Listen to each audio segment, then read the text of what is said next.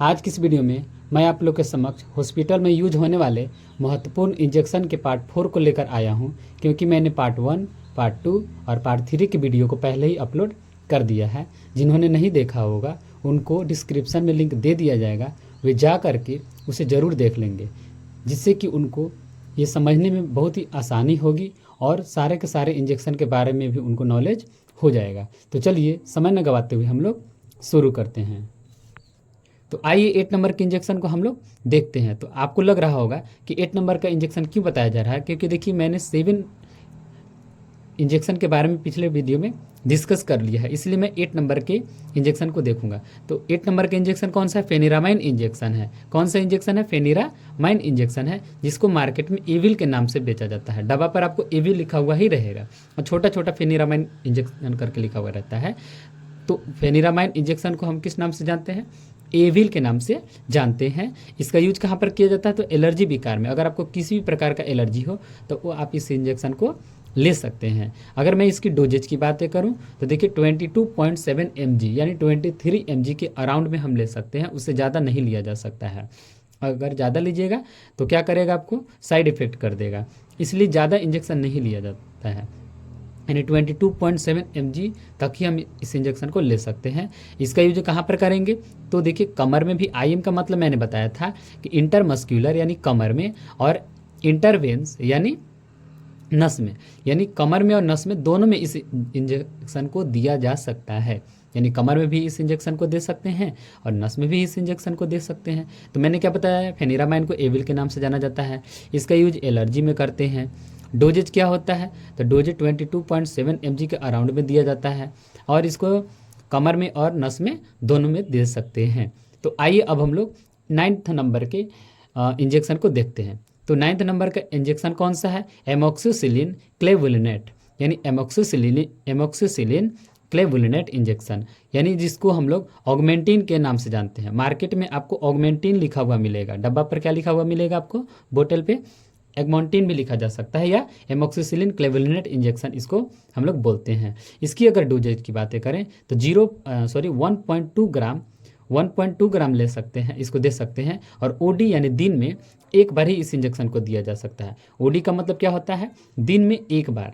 और इसको कहाँ पर दे सकते हैं? आईवी यानी नस में दे सकते हैं। यानी फिर से समझ लीजिए, इसका डोजेज कितना होता है? 1.2 ग्राम होता है। दिन में एक बार दे सकते हैं और नस में इस इंजेक्शन को हमेशा दिया जाता है। यहाँ पर मैंने कुछ लिखा है कि ओडी का मतलब क्या होता है? दिन में एक बार। डॉक्टर लोग ओडी लिखते हैं, अगर दिन में एक बार देना रहेगा तो ओडी, ये डॉक्टर की लिखावट होती है। तो ओडी का मतलब दिन में एक बार, बीडी का मतलब दिन में 2 बार और टीडी का मतलब दिन में 3 बार। इस बात को याद रखिएगा। अब इसकी अगर मैं यूज की बात करूँ कि इसका यूज कहाँ पर किया जाता है, तो अगर आपको इन्फेक्शन हो गया हो, मान लीजिए कोई मसल पार्ट्स में इन्फेक्शन हो गया हो या बर्न या जल गया हो, तो हाथों में मान लीजिए हाथ है, यहाँ अगर इन्फेक्शन हो गया हो, इधर मान लीजिए इन्फेक्शन हो गया हो या तो जल गया हो कहीं पर, तब भी हम इस इंजेक्शन को दे सकते हैं। यानी एमोक्सिसिलिन क्लेवुलिनेट इंजेक्शन को हम लोग ऑगमेंटिन के नाम से जानते हैं। और डोजेज कितना होता है? 1.2 ग्राम होता है और इसको दिन में एक बार दिया जा सकता है, नस में दे सकते हैं। इसका यूज कहाँ पर होता है? तो इन्फेक्शन में और बर्न, यानी अगर आपको जल जाता है तो भी हम वहाँ पर इस इंजेक्शन को दे सकते हैं। तो आई होप दैट कि आपको एमोक्सिसिलिन क्लेवुलिनेट इंजेक्शन यानी ऑगमेंटिन के बारे में अच्छी तरह से समझ में आ गया होगा। आइए अब हम लोग 10th नंबर के इंजेक्शन को देखते हैं कि 10th नंबर का इंजेक्शन क्या है। तो देखिए सेफोटैक्सिम, यानी सेफोटैक्सिम को टैक्सिम के नाम से जाना जाता है। यानी सेफोटैक्सिम जो इंजेक्शन होती है उसको मार्केट में टैक्सिम के नाम से बेचा जाता है।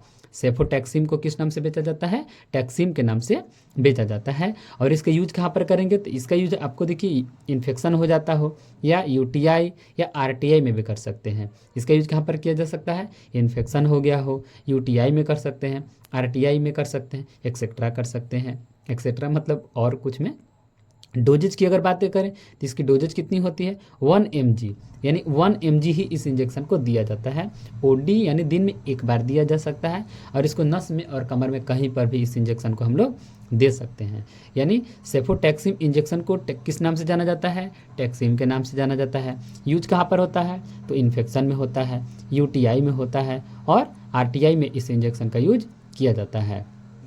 डोजेज कितना होता है? तो 1 mg होता है। दिन में एक बार इस इंजेक्शन को दिया जा सकता है, 2 बार नहीं देना है।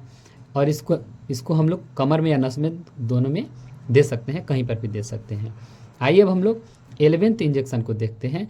11वें इंजेक्शन के बारे में समझते हैं। देखिए 11वें इंजेक्शन जो है, इस बात को समझिएगा कि एटामिसिलेट, याद रखिएगा एटामिसिलेट इंजेक्शन, जिसको हम लोग इंसुलेट इंजेक्शन के नाम से जानते हैं। और याद रखिए आईपी होती है, आईपी मतलब समझ रहे होंगे इंडियन फार्माकोपिया, यानी एटामाइसिलेट इंजेक्शन को हम लोग इंसुलेट इंजेक्शन के नाम से जानते हैं, क्योंकि मार्केट में यही नाम से आपको बेचा जाता है, इसी नाम से आपको मार्केट में मिलेगा। और इसके यूजेज कहाँ पर होता है, तो स्टॉप ब्लीडिंग ड्यूरिंग मेंस्ट्रुएशन, अगर मासिक धर्म के समय ज़्यादा खून निकल रहा हो, ज़्यादा ब्लीडिंग हो रही हो, मतलब ज़्यादा ब्लड निकल रहा हो, तो इस इंजेक्शन को दिया जा सकता है। किस इंजेक्शन को दिया जा सकता है, एटामाइसिलेट इंजेक्शन, जिसको हम लोग इंसुलेट के नाम से जानते हैं। और इस इंजेक्शन की डोजेज की बातें करें तो 500 mg से ज़्यादा नहीं देना है इस इंजेक्शन को, और इसको कमर में या नस में कहीं पर भी दे सकते हैं। और 2 बार इस इंजेक्शन को दिया जा सकता है, यानी बीडी मतलब मैंने क्या बताया था 2 बार, टीडी मतलब 3 बार, और ओडी मतलब 1 बार बताया था। यानी बीडी में दिया जा सकता है, दिन में 2 बार दिया जा सकता है। फिर से एक बार इसको रिवीजन कर लीजिए। एटामिसिलेट इंजेक्शन, जिसको हम लोग इंसुलेट के नाम से जानते हैं, वो इंडियन फार्माकोपिया की दवा होती है। और इसका यूज हम लोग कब करते हैं, जब बॉडी से ज़्यादा ब्लड निकल रहा हो, यानी मासिक धर्म के समय, जब मेंस्ट्रुएशन होती है गर्ल्स में या जो लेडीज़ होती हैं, तो उनको ज़्यादा ब्लीडिंग अगर होने लगती है, तब जाके हम इस इंजेक्शन को देते हैं। ज़्यादा ब्लीडिंग के समय ही इस इंजेक्शन को दिया जाता है। डोजेज कितना होता है, 500 mg होता है। इसको कमर में या नस में कहीं पर भी दे सकते हैं, और दिन में इस इंजेक्शन को 2 बार दिया जा सकता है। आइए अब हम लोग नेक्स्ट इंजेक्शन को देखते हैं। आइए अब हम लोग 12वें नंबर के इंजेक्शन को देखते हैं, डाइगोजाइम इंजेक्शन। यानी 12वें नंबर का इंजेक्शन कौन सा है, डाइगोजाइम इंजेक्शन है। यानी डाइगोजाइम इंजेक्शन का यूज हम लोग कहाँ पर करेंगे, उसको देख लीजिए।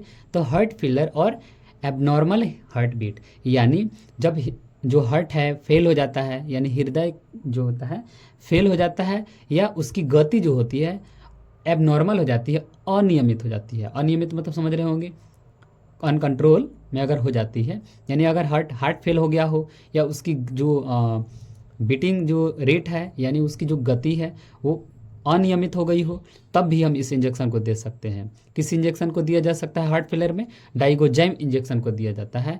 मतलब जैसे हृदय फेल हो गया हो, या अनियमित हृदय की गति हो गई हो, मतलब अनकंट्रोल हो गई हो, तब जाके हम इस इंजेक्शन को देते हैं। डोजेज कितना होता है, तो 250 mg यानी 250 mg इसका डोजेज होता है। और ये आईवी में, आईवी मतलब इसको नस में ही दिया जा सकता है। तो फिर से इस इंजेक्शन को देख लीजिए। डाइगोजाइम इंजेक्शन का यूज कहाँ पर किया जाता है, जब अगर हार्ट फेल हो गई हो, या अनियमित हृदय की गति हो गई हो, यानी एबनॉर्मल हार्ट बीट अगर आपका हो रहा हो, तब हम इस इंजेक्शन को दे सकते हैं। 250 mg से ज़्यादा इस इंजेक्शन का यूज नहीं किया जाता, इसका डोज नहीं दिया जा सकता, उसको नस में हमेशा दिया जाता है। इस बात को आपको याद रखना है।